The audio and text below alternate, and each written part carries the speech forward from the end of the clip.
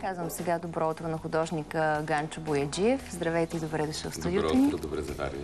С няколко думи рисувате, също така сте учили пеене при Гена Димитрова, завършили сте инженерна химия, интересна биография. Живеете в Милано, за първи път излагате в България. Как се възприемат картините ви тук? Ами, аз не се бях прибирал в България от 12 години и факта, че тази изложба се получи по начина, по който се получава, за мен е абсолютна изненада. И също така голяма изненада е начин, по който хората възприемат картините, тъй като с най-искрено чувство си давам сметка, че се харесват, което пък за мен е най-голямата сатисфакция. Колко картини сте продали до сега? Ами, изложбата се откри на 21 юли с 21 картини, от която вече една трета са купени. Това е голям успех за вас. Да, защо толкова се забави тази изложба? Ами, аз смятам, че нещата стават, когато трябва да станат.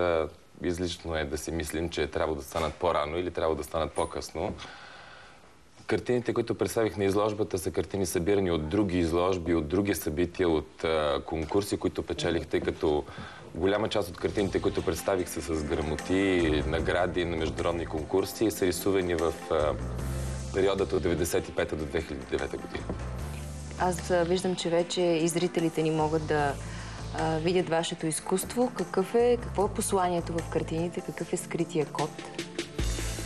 Ами, мога да ви кажа за моят скрит код, тъй като всяка картина за мен има, как да кажа, една поредица от символи, които трябваше за мен да се свързват в една хармония, в един контраст в същото време.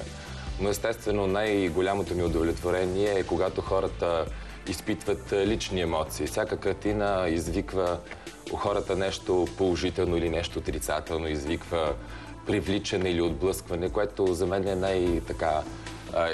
най-истинската част в изкуството, когато се прибави лична емоция. Разкажете ни за времето, в което сте контактували с българската прима Гена Димитрова. Какво ви даде този контакт? Сигурно няма да преувелича, ако кажа, че контакта с Гена Димитрова е един от основните фактори, които драстично промени моят живот и промени начина ми на виждане на света.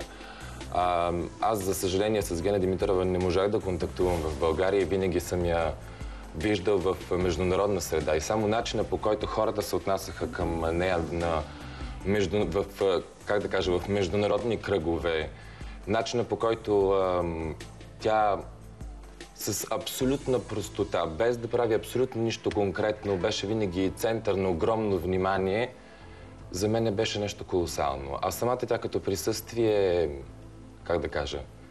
промени изцяло начина ми на отнасяне към света, отношенията ми към света. Как промени или как повлия по-скоро музиката, рисуването?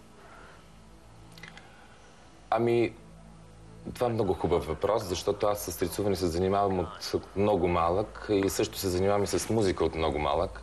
И смятам, че двете неща винаги са вървели ръка за ръка.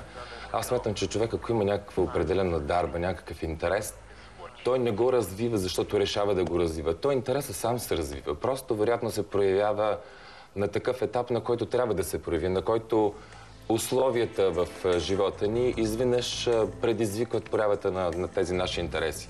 А дали просто нещо, което е заложено в нас, в един момент става интерес, след това се превръща в хоби или в професионална реализация, това съдбата не го решава. И е много важно човек да може да разчита тези знаци, за които говорите, да бъде подготвен за тях и да може да реагира, за да се възползва от точния момент, когато трябва да започне да се занимава с нещо. Ами, аз смятам, че това все пак е едно голямо умение и ако човек действително има вложената дарба да се възползва от знаците, значи той просто успява да живее много добре. Ако непрекъснато ги пропуска, просто някакси пропуска собствения си живот. Интуиция или умение това?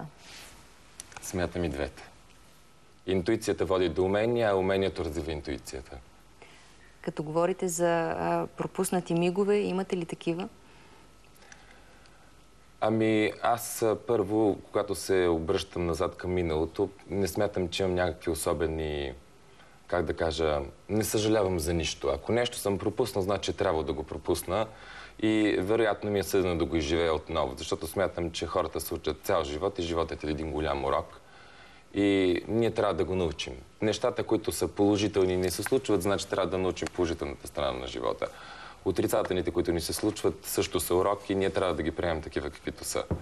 Какво успяхте да разберете, да видите, да научите за изкуството в България, за вашите колеги тук? Отдавна не сте се прибирали?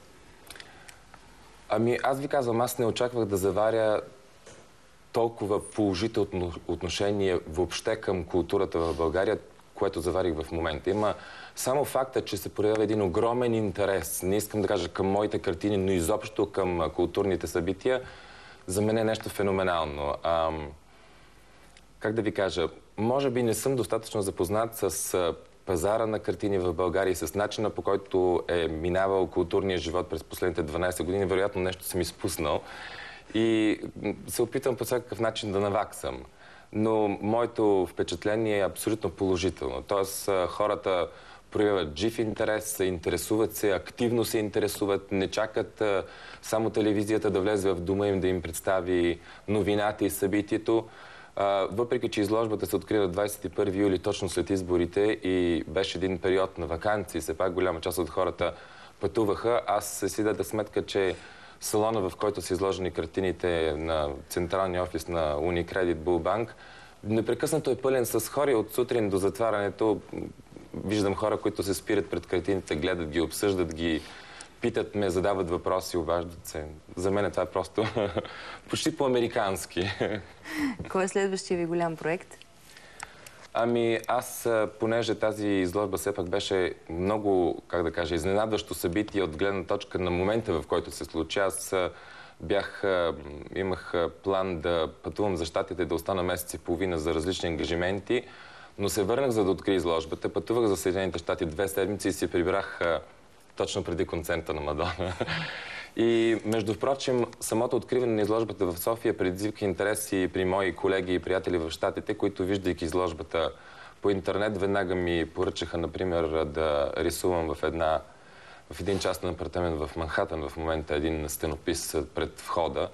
И аз се връщам сега в Милано на 13, след което пътувам за Щатите и трябва да развивам всички тези ненадейно появяващи се планове така от нищото. Добре, благодаря ви за това гостуване. Желая ви успех. Много ви благодаря на вас. Благодаря ви. Ние продължаваме сега.